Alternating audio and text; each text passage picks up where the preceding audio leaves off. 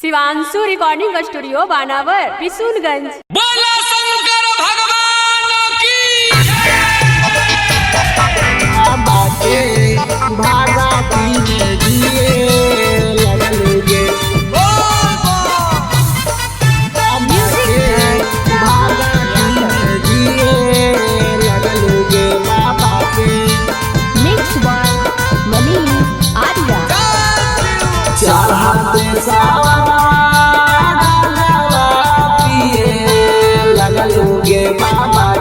भागती में जिए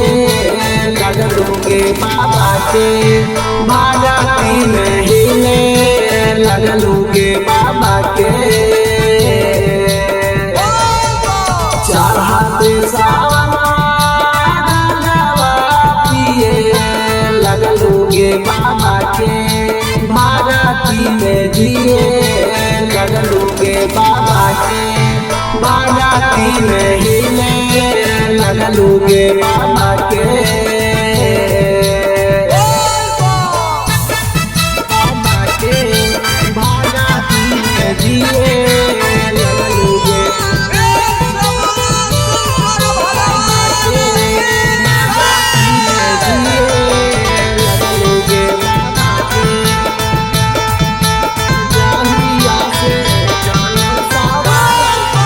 जहिया से चढ़लौ सावना बाबा में लागल हौ मोर माना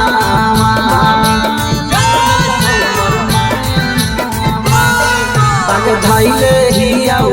उनके ध्यानमा उनहियौ बाबा के चराना बाबा के ले नमा दिन काटिए लगलोगे बाबा के भागती में दिए लगलोगे बाबा के भागती में हिले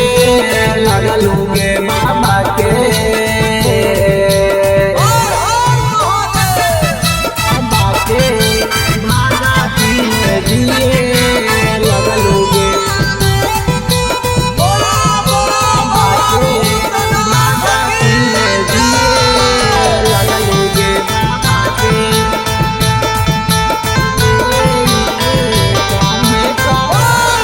अगले के कान्हे कावरिया आइए भोल बाबा के दुआरिया